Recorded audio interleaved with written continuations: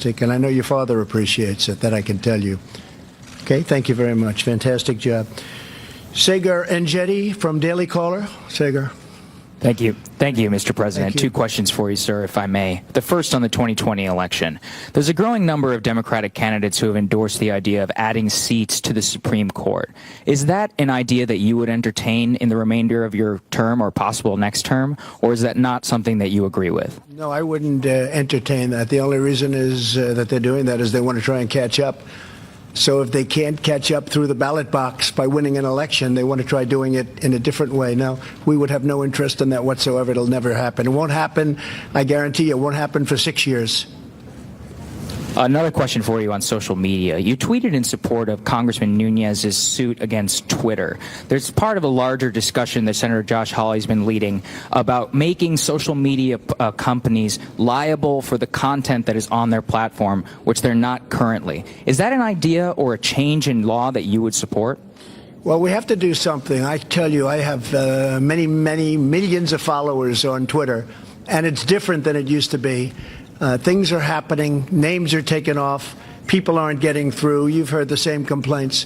And it seems to be if they're conservative, if they're Republicans, if they're in a certain group, there's discrimination and big discrimination. I see it absolutely on Twitter and Facebook, which I have also, and others I see, but I really focus more on the one platform.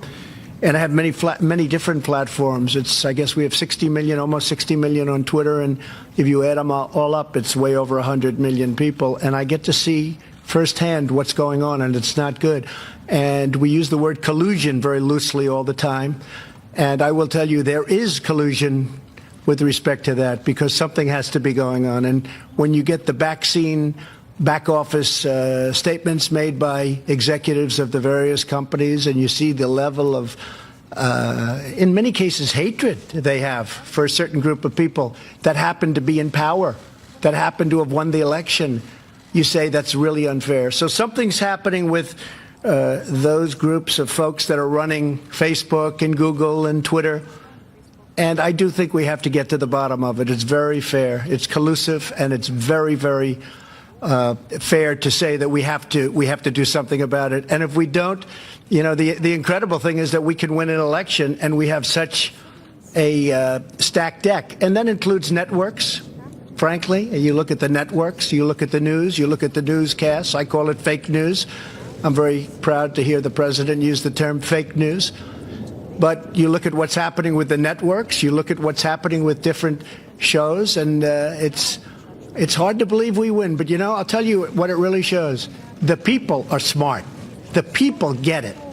They'll go through all of that, whatever it is they're fed, and in the end they pull the right lever. It's a very, very dangerous situation. So I think I agree. I think something has to be looked at very closely. Thank you, sir. President Bolsonaro.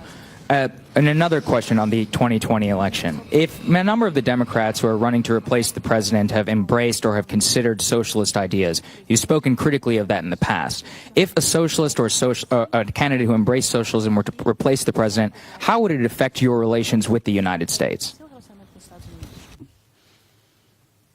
Well, it's an internal affair. We will respect whatever the ballots tell us on 2020, but I do believe Donald Trump is going to be reelected fully. Thank you. I agree.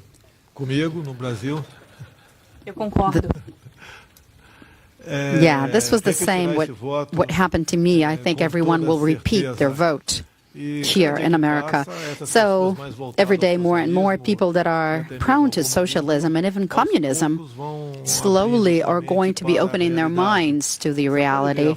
And you can see the border with Venezuela and Brazil was recently closed, not for Brazilians which are pro-socialism to go into Venezuela, but the other way around, so that Venezuelans who support democracy wouldn't go into Brazil.